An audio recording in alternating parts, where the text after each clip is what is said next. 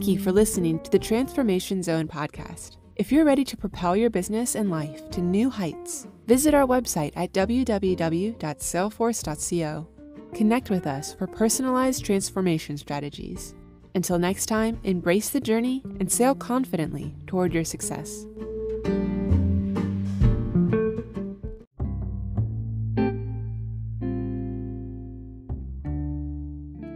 Hi there. Welcome, ladies and gentlemen, to a brand new talk. You know who is on air again, all the way from Togo, Togo. Pa! Today, I want us to talk about the unspoken of epidemic, a phenomenon that has held and has been holding billions of people back, including your Uncle Ferry, your cousin, you and your brothers, all right? That phenomena is self-sabotage. Now, when you think about it, it's a rather mind-blowing fact that the entire life we live, the decisions we make, the friends we choose, the jobs or businesses we embark in boil down to a single thing.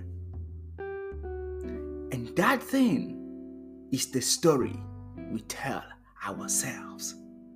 The single one-line story we tell ourselves in our head determine whether we come out as progressors or regressors.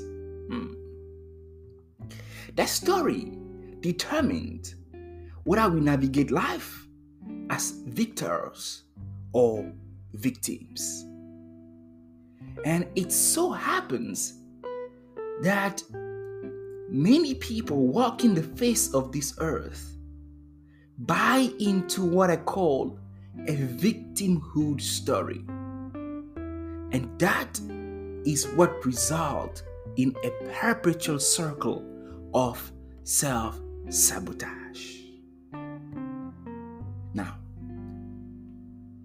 I'm going to be talking a little more about how does self-sabotage manifest. But ultimately, self-sabotaging boils down to the story we buy into, we believe in, the story we choose to lead our lives with.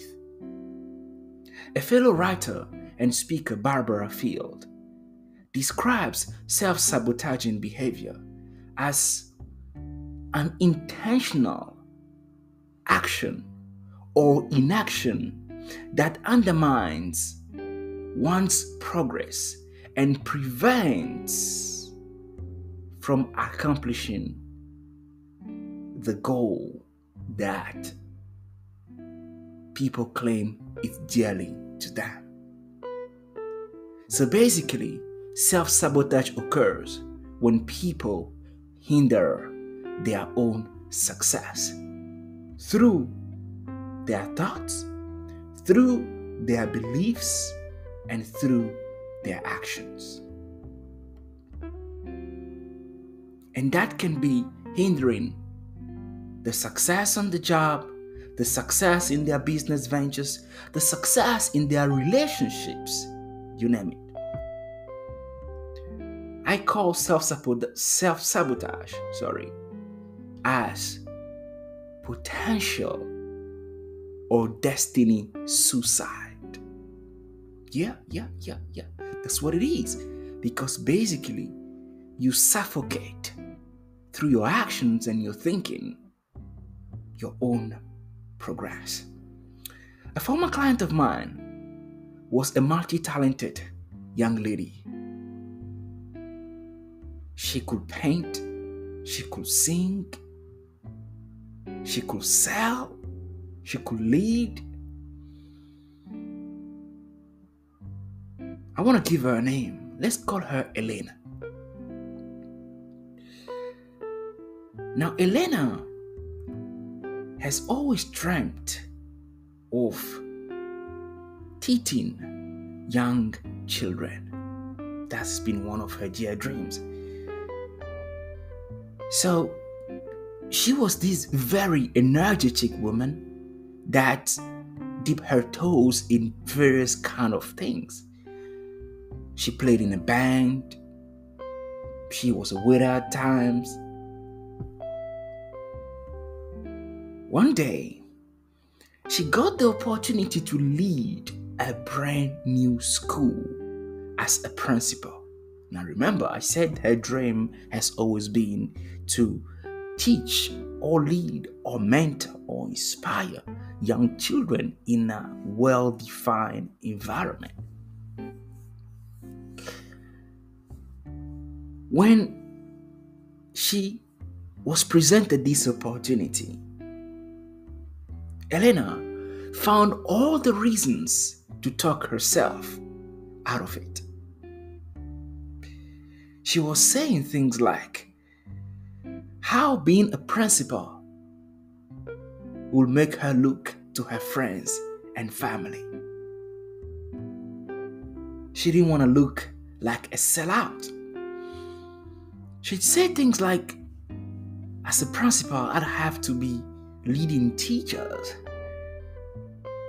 which she talked herself into not being mature enough of doing. She even went and said things like, I'd have to wake up on time and be an example for others to follow. So Elena, despite her dream being in the life of children as their mentor, as their leader, decided to turn down this opportunity. And then came another one. Now this time, she was offered to be a teacher. Now, listen, this is the exact dream that Elena was offered. Elena took the job. But while on the job, Elena will make sure that she finds everything wrong with her colleagues and then turn that around and then blame herself for it. She'll say things like, it was because of me that my colleagues are mean. She will go ahead and say things like, if I perform too well, if I receive an award of the greatest teacher of the month, my colleagues will hate me for it. They will think I am arrogant. Now, why am I sharing the story of Elena? Many people like Elena, because of this internal conflict of wanting something, but acting and thinking something else, because of this internal conflict, because of the fear of failure, because of the fear of success, they chose to keep themselves on the low level, hoping for things to happen without them having to do what it takes. Well, because of all these reasons that Elena perpetuated for herself, she ended up quitting her dream job. So the question then becomes, this self-sabotage attitude of Elena, the self-sabotage attitude that many people suffer from out there, how does this translate in the life of individuals? How do we notice it? Well, let me break down for you in 6 exact points how does self-sabotage translate. The first point is undeserving. The feeling of undeservingness often stems from external perceptions or past experiences. where people internalize the judgment of others or the setbacks they face, leading them to believe that they do not deserve success or happiness. The second one is being ordinary. You see, the fear of standing out is what people are afraid of. And this can stem from a desire to avoid criticism or judgment from others. So people may feel the pressure to conform to societal norms or fear of being ostracized for being different. Third one, social change.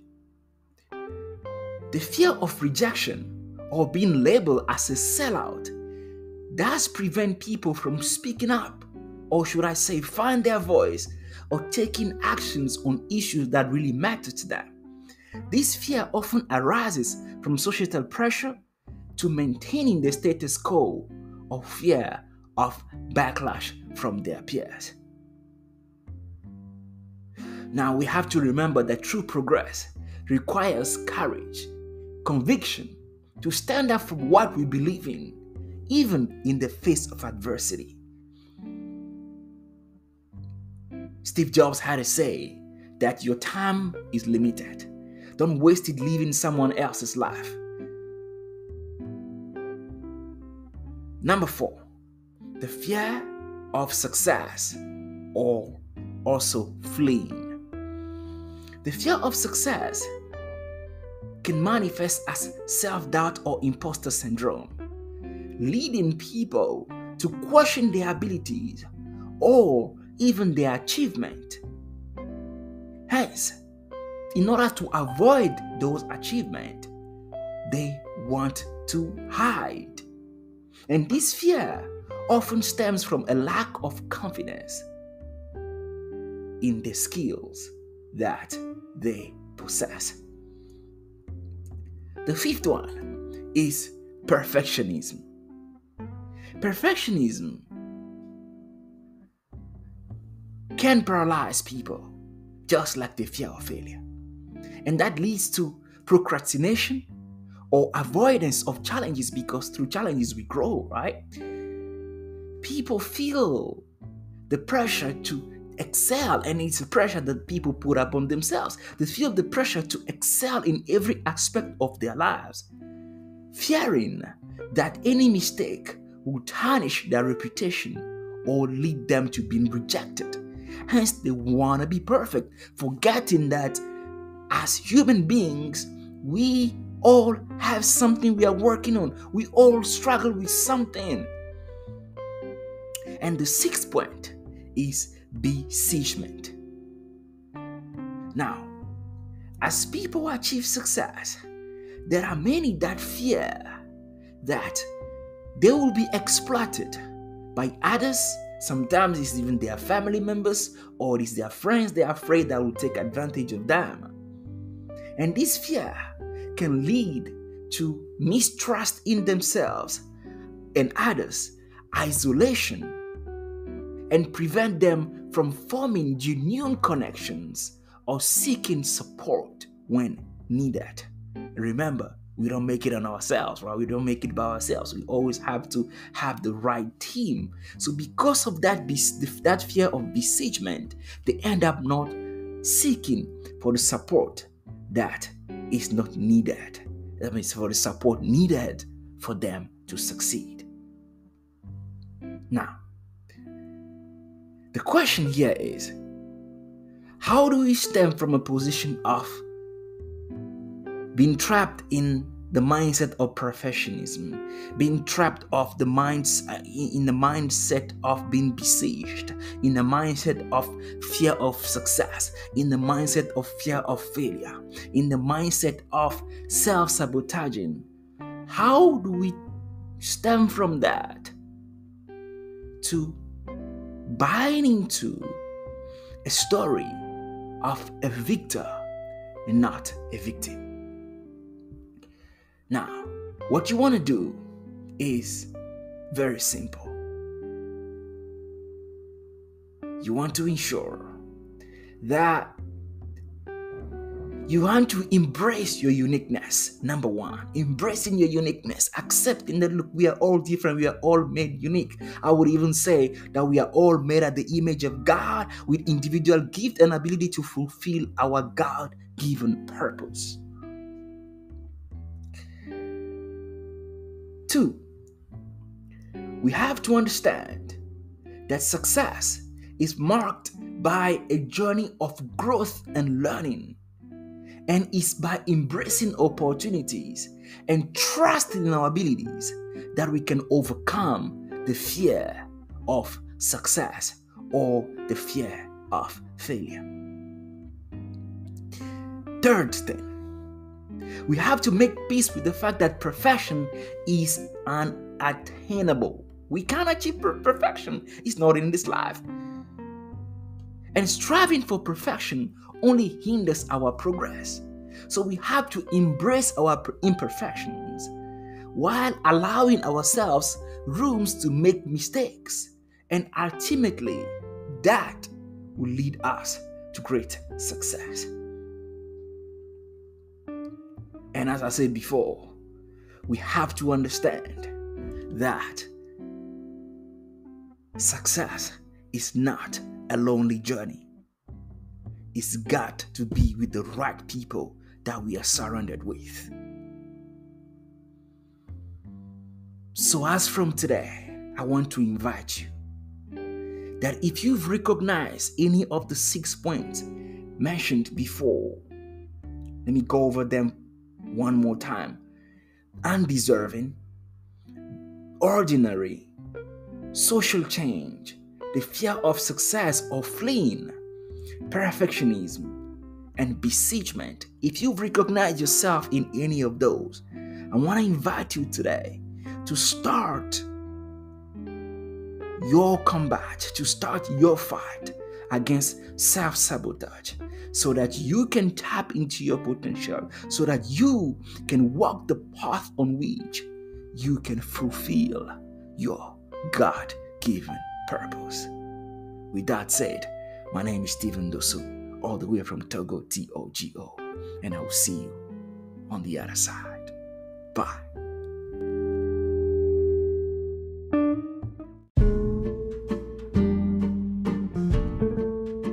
Thank you for listening to the Transformation Zone podcast. If you're ready to propel your business and life to new heights, visit our website at www.salesforce.co.